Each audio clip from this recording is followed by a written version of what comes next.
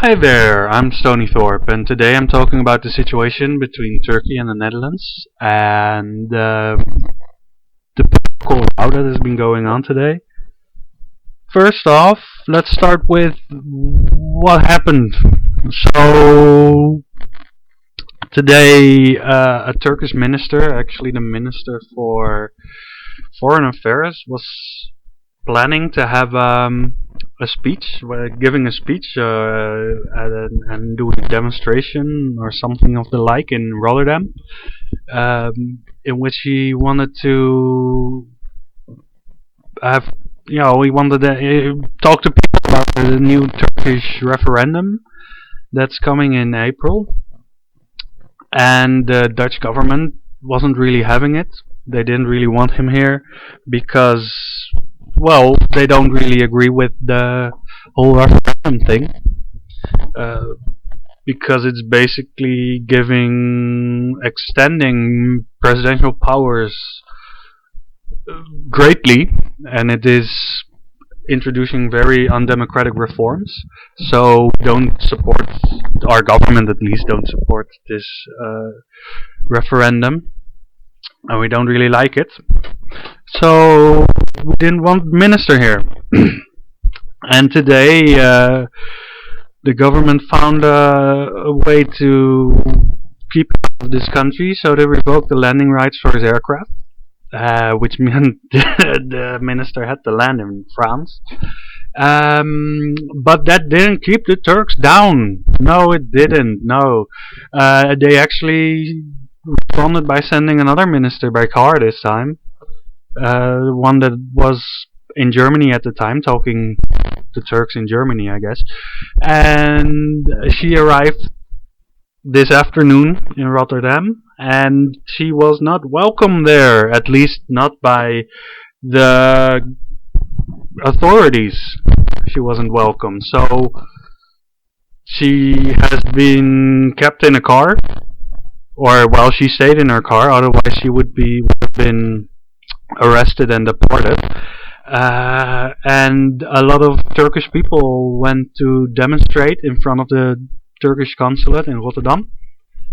That's basically the situation. Well, also there's also Turkish people, demonstrating in the Dutch consulate in Germany and the Dutch consulate in both Ankara, or maybe that is the embassy, and they are demonstrating at the Dutch consulate in Istanbul. Very, very fun for them, I guess. But we did keep both ministers out. The second minister, the Minister Kaya for family affairs, I guess, she is now on her way. I don't know where, back to Germany, I guess.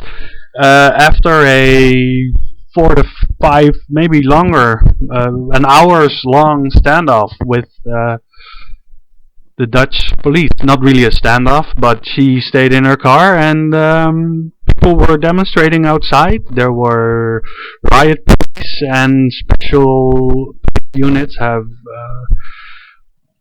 taken some of her guards, not into custody officially, but they did take them away for some reason. I don't know why.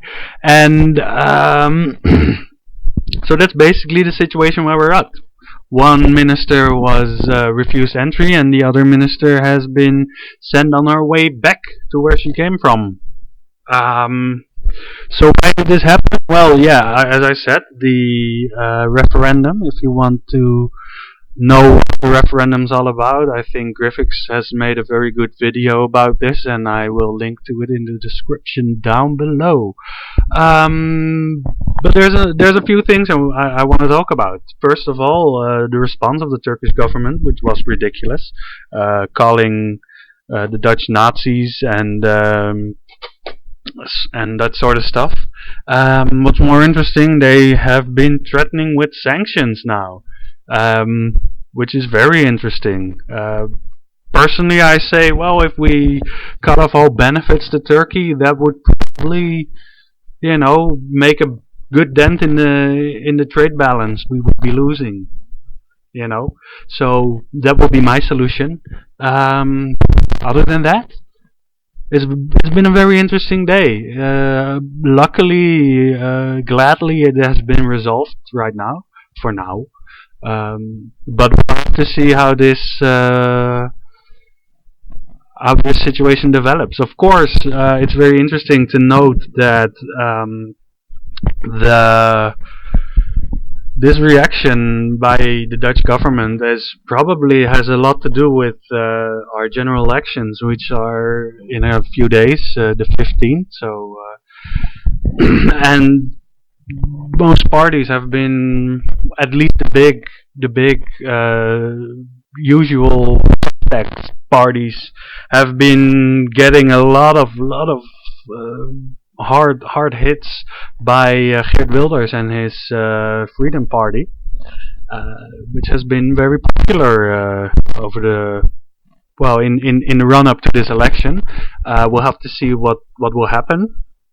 But we could definitely say that this is one, at least partially a reaction to this. At least the way they have been standing here, right? Well, that's not really how you say that, but the government has been uncharacteristically bold. Let's say it like that.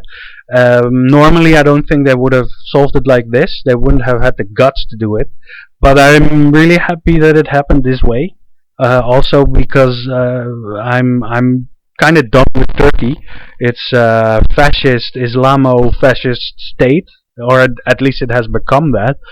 And well, yeah, it has become that. I wanted to say that it has been like that for a long time, but it really hasn't. It was actually very secular for a long time. That's what the modern state of Turkey was based on secularism.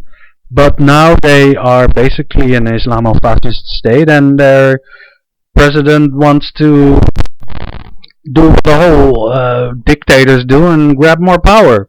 And I'm not okay with that. Also, I don't like how Turkey blackmailed the European Union into giving them $3 billion for basically doing what they should have been doing, and that is not letting people drown in the Aegean Sea. Anyway, that's my opinion on this. Maybe you could discuss it in the comments section. And I will see you for my next video. Will be about the Dutch election. Thank you. And